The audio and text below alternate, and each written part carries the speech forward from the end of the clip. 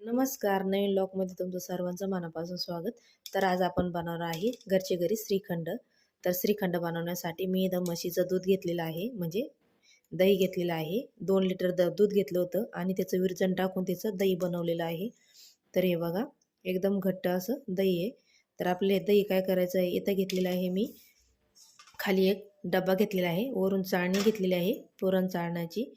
तर ही चाळणी घेतलेली आहे, वरून आपला रुमाल घेतलेला आहे, स्वच्छ रुमाल आहे, कारण हे श्रीखंड आपण उपासाला पण खाऊ शकतो. तर बघा हे घेतलेलं आहे. तर हे पूर्ण दही आहे ना, आपण हे याच्यावरती काढून घेणार आहोत. तर आपण आता हे सगळं याच्यामध्ये काढून घेऊया.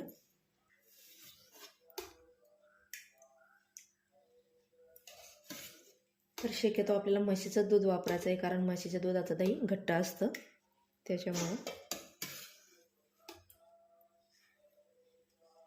तर बघा आता आपण हे दही सगळं याच्यात काढून घेतलेलं आहे. तर आपल्याला आता याचं वाला असं सगळं चारी कोपरे धरून याची वाली आपल्याला अशी गाठण बांधून घ्यायची आहे.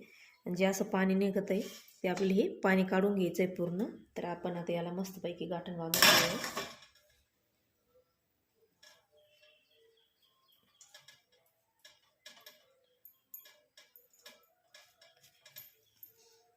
तरी बघा अशी गाठण बांधून घ्यायची आहे आणि जिथं असं अटकून ठेवायचं आहे, म्हणजे हे पाणी असं खाली नेतरत राहील. तर आपल्याला हे पाणी असं काढून घ्यायचं आहे.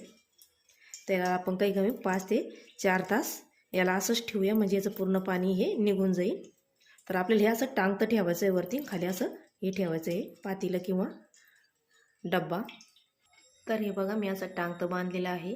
तर आपण याला आता 4-5 तास असंच राहून देऊया, नंतर चेक करूया. तर बघा 5-6 तासाने मी हे काढलेलं आहे. तर हे बघा एवढं पाणी निघालेलं आहे याच्यामध्ये, थोडं थोडं करून एवढं पाणी निघालेलं आहे. आणि हे पाणी तुम्ही कढीला पण वापरू शकता किंवा पीठ मळायला पण वापरू शकता. तर आता आपण हे खोलूया.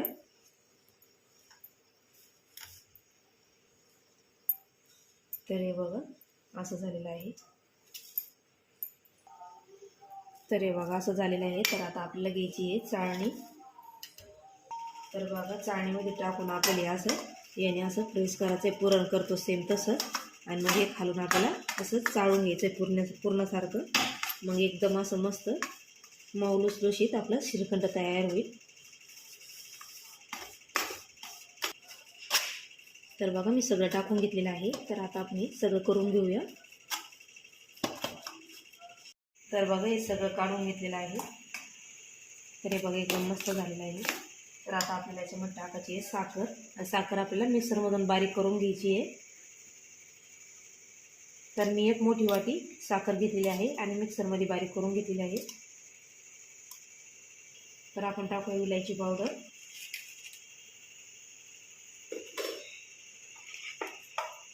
आता याला आपण मिक्स करून घेऊया.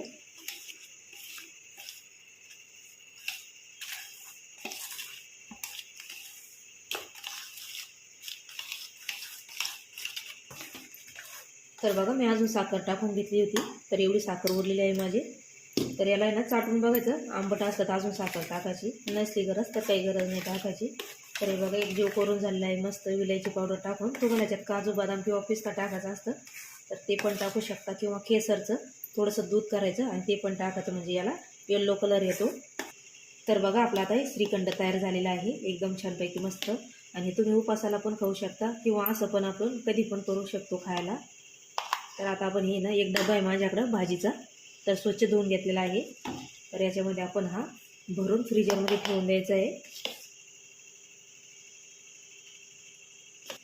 तर बघा मी डब्यामध्ये काढून घेतलेला आहे. आणि आपण वरून थोडंसं पिस्ता टाकूया, नसलं काही तरी नाही टाकलं तरी चालत, कारण श्रीखंडाला विलायची पावडर असते तर खूप छान लागतं, काही गरज नाही दुसरं काही टाकायचं. तर आता आपण हे असंच टाकून घेऊया आणि याला रात्रभर आता फ्रीजरमध्ये ठेवून देऊया. तर बघा मी श्रीखंड फ्रीजरमधून काढलेला आहे. तर आपण आता चेक करूया. तर बघा किती छान आपलं श्रीखंड तयार झालेलं आहे. आपण मार्केटमधून आणतो सेम तसं श्रीखंड तयार झालेलं आहे. तर आता आपण हे वाटीत काढून घेऊया.